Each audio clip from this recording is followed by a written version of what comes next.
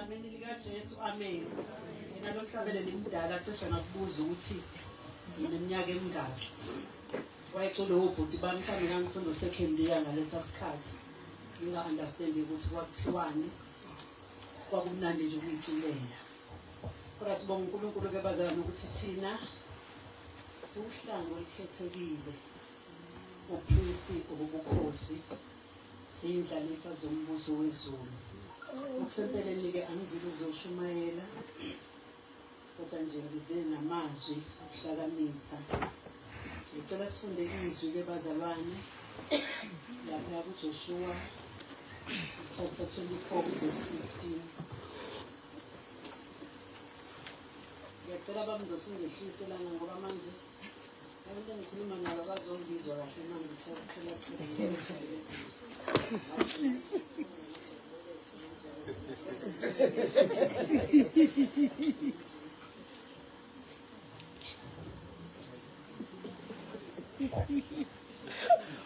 Angcono. Yakwangcono ke manje sengisondele eduze mana ngizwe kahle. uJoshua 24 verse 15. Verse 15.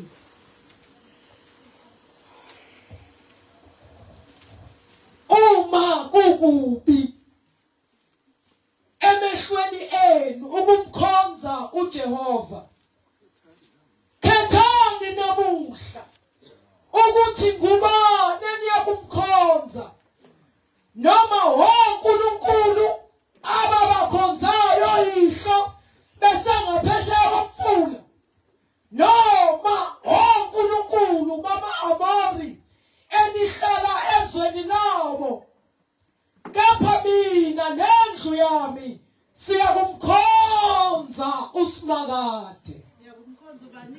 uSimakade. Amen. Ngiyabonga bazalwane, ileli zwi engithe angilifunde bazalwane, ngisazolilela abantu abasha noma ngisazosho amazokuhlakanipha njengomuntu omdala. Uma uyifunda lapha ngasekuqaleni la uJoshua ukhuluma nabantwana baka-Israyeli, lithi uJoshua wayesemdala ngaleso sikhathi.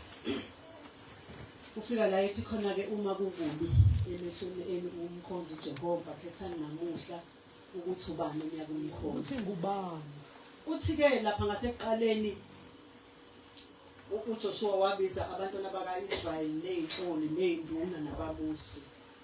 Wayesethi-ke usho kanje uJehova, uthi oyihlo bakhonza uNkulunkulu bengaphesheya komfula. uThera uyise ka-Abrahama noNahori. Uyaqhubeka nayo indaba, ufika uthi u-Isaka ngamehlisela eGibhithe. Uthe mayefika khona kwafika la bahlangabezana nempi kaFaro, uFaro engafuni baphume la kuleli zwe. Izinto zonke zenzeka. Uthi kuNkulunkulu-ke ufika nala bejahwa khona sebephumile ezweni laseGibhithe bejahwa uFaro. Lithi izwi lenkosi uma bephakathi sebezofika olwandle, nansi impi kaFaro ngemumva iyabajaha abazalwane. Nangoku uNkulunkulu ethi uMoses ngesikhathi sebekhala abantwana betshela uMoses ukuthi wawusikhipha eGibhithe kanti ofuna uzosibulalela ehlane na. uMoses utshela uNkulunkulu-ke bazalwane, uNkulunkulu uthi thatha induku lesesandleni sakho ukhombe ngayo ulwandle. Wenza kanjalo-ke uMoses bazalwane. Maye senze kanjalo uMoses liyavuleka ulwandle, bayawela abantwana baka-Israyeli kungathi kusemhlabathini owomile. uJoshua-ke ukhuluma nabo-ke manje. Uzuthi ngimkhiphile ngesandla sami esinamandla. uNkulunkulu osho njalo othi ngimkhiphile ngesandla sami esinamandla, ngimkhiphe eGibhithe. Ngaze nganikela nama-Amori esandleni senu.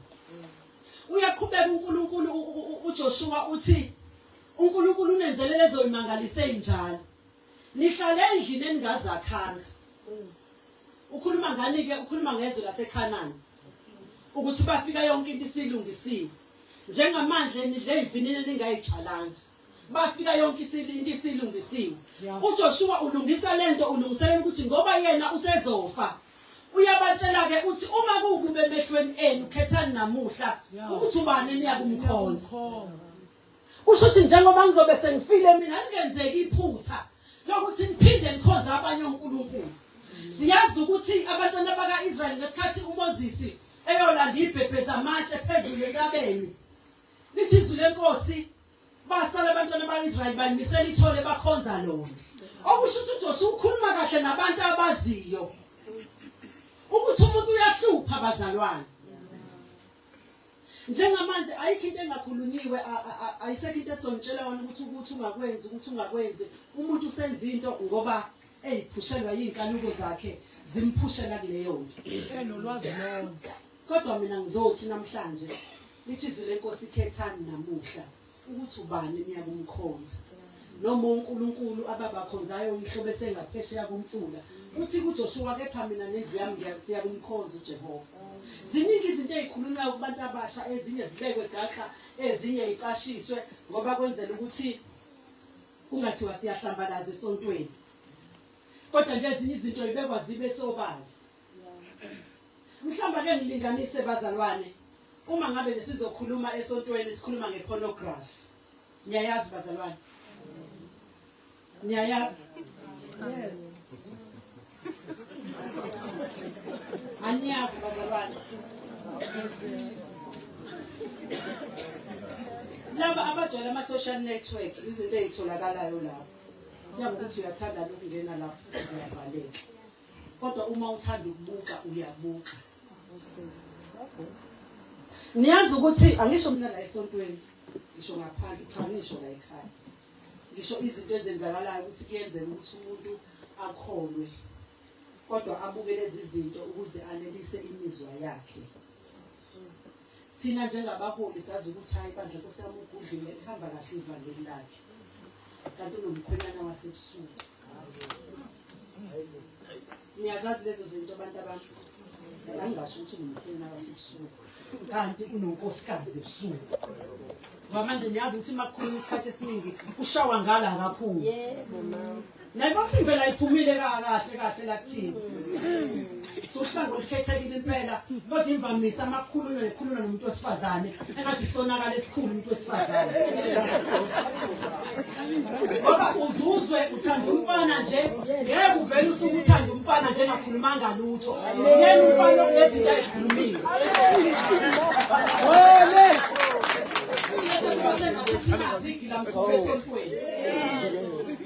Usukwenza izinto ezenziwa ngaphandle bazalwane sikholwa ngoba uyazi ukuthi ngaphandle umuntu wamithisa wonke amantombazane esigodini ngishaya izihlobo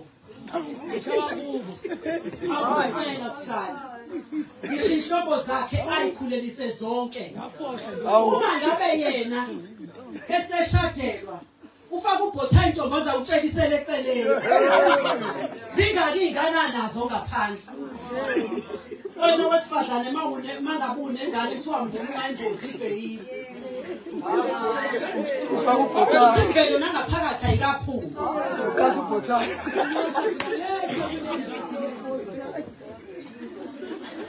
ngaphandle bazalwane engakholweni bazalwane eziyakhala uma ngabe umuntu eshonelwe indoda umbathiswa leni impela nje sekhalibhothini elikhulu ambozwe ngayo ekwaziwa ukuthi ayithintwa le kababona ekhaya mase eshonelwe indoda uyamboza kodwa indoda yona akwayibona ingozi indoda ingozini sengisho ngaphandle ngisho ngaphakathi inumzana angaze ngiyibona lezo zinto Asengayengozi tshela ngosuku ukuthi sekuqhubeleke manje la. Hawu umlungelo ngakithi. yabona lezi zinto lezi ayikaphumi kahle nangaphakathi mina mangikhulelwe la ngumuntu omusha ngikhulelwe lapha ngaphandle ngibuya ngizosho ngaphakathi kuyaphoqa ukuthi mina ngimume kodwa yena memithi segoli akezi ukuzowusha ogala kanjani laba bentshela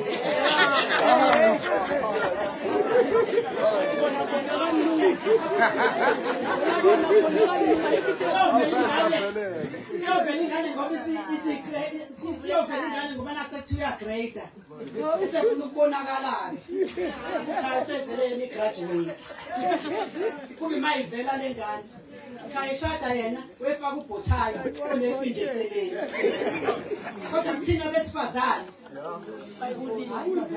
uhlango olukhethekile uKristu wokhozi ukazi ubhotha ngiyamthanda seyikhulunyiwe lezi zinto ekusukela izolo uhlale ekhuluma kuzoba uMC wosuku kuzoba uMabhena kuzoba uMC emini kuzoba ubufakazi nje babazalwane kukhulunywa nabantu abasha ngizothi abantu abami siyamthanda kholwani bafowethu kumnandi emntombini ngokulawo uJesu kuphela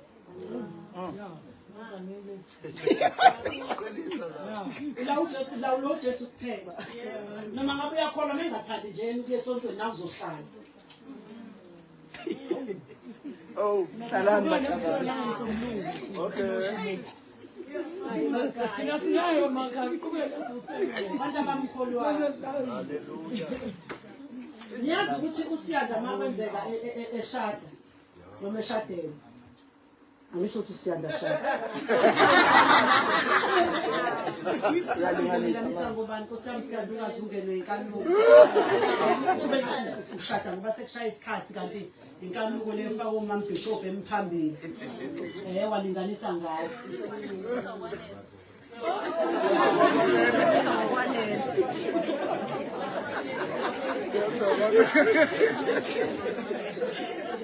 uma ngabe nontombi ushada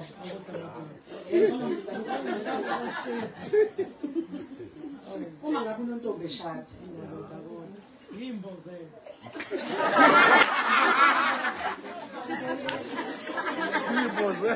uma ngabe unontombi eshada abazalwane kufika isikhathi sokuthi uyamphosisa ngomshado akayiyoshada lapha ngoba uyoba isigcino uyoba umama wakhona udinga ukusizwa naye futhi hayi ukuthi ke mangabe eseshadile uNontombi sekuyoba isimbelambela sakhe zonke izinto zala ekhaya kuyofanele ubaba wakhe amsize ngayina ali uyalekelelwa nabasababa into ebiyenza ngilinganise ngoSiyanda bengifuna ukuthi uSiyanda lento ayibona kuMamkhize nomkhulu uCebekhulu akuyona indlela ofanele ukhule ngayo leyo ngoba namhlanje sihluphekile abafana abanamhlanje umeshada sinenkinga ukuthi ufuna ingane yomuntu ukuyiphatha njengalokhu ugogo wakhe ayephethe uyisomkhulu kube sengathi iyona impilo bazalwane akuseyimpilo omama obaba indlela ababephila ngayo efanele thina esikholwayo okusho ukuthi imvela ayifuni ukuphuma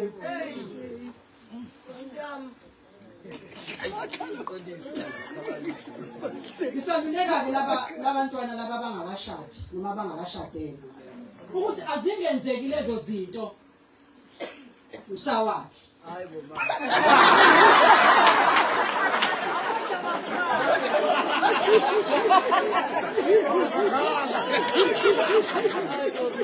ukuthi umngane wayephathiwe isahambe phambili ngoba kwazi ukuthi ihlazo ukuhamba nomuntu wesifazane ngoba manje kukhomba ukuthi uyakwehlula lo mfazi kubona abantu lo mfazi uyakwehlula kuyiqiniso ukuthi vele unkosikazi mayehlula indoda ufuna abantu babone bonke ukuthi le ndoda ngiyayahlula sengikuninaka besifazane umuntu wesifazane ukuthi umfazi mayehlula indoda ufuna abantu babone ukuthi uyayahlula ayiyala nje ingane yomuntu yakhambisa le moto yalethe esontweni zonke insuku noma athi ubhizi wasakama taxi emgaqweni awusafuna ukuthi uyokhonza wena ngoba ubhizi angingcono ngizophumula ngizobuya kokhonza manje hayibo abazali ngasikholweni yakho wedwa leyo kodwa ngizothi phansi ngemvelo esontweni siyami mina nje senisazokhetha phansi ngemvelo ayiphume amen ngoba abanye abantu labeni bashada namhlanje le ndlela ababhosi ngakhona kunani niyayibonela nje ukuthi konje sibantu ngingamqala ngaphi nje nizogcina niwashiswa izitsha nje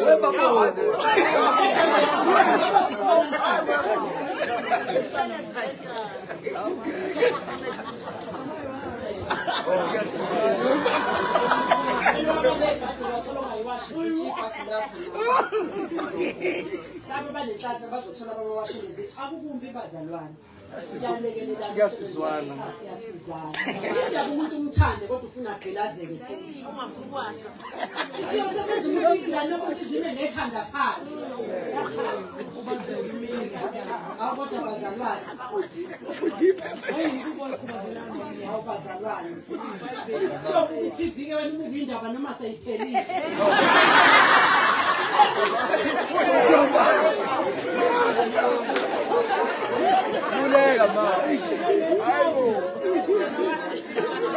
Manje sinani isikhathi.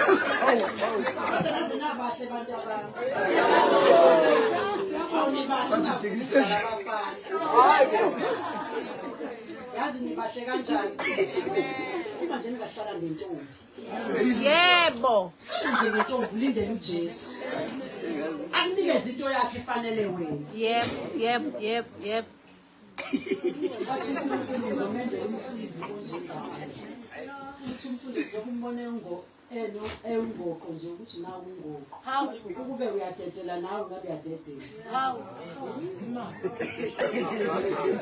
Siba kusho omunye umfundisi. Ukuthi njengoba phela uNkulunkulu uthe uzokwenzela umsizi onjengawe. Uthi njengoba nje ngitshali nawe uyangitshela. Uzothi abantu abamasikhaleni kuJesu sekushunyayeliwe. Khethani namuhla. Umuntu ozophuma la uma ngabe kukhona izinto bese eyibheda bezenza yoqhubeka nazo kuyokunehlazo kanjani. Kuyokunehlazo. Kukhulunyiwe kule ndawo. Asithi ake nimanifakaza bazame sijabula ukuthi awuzafakaza intombi zethu. Isho ngaphakathi into.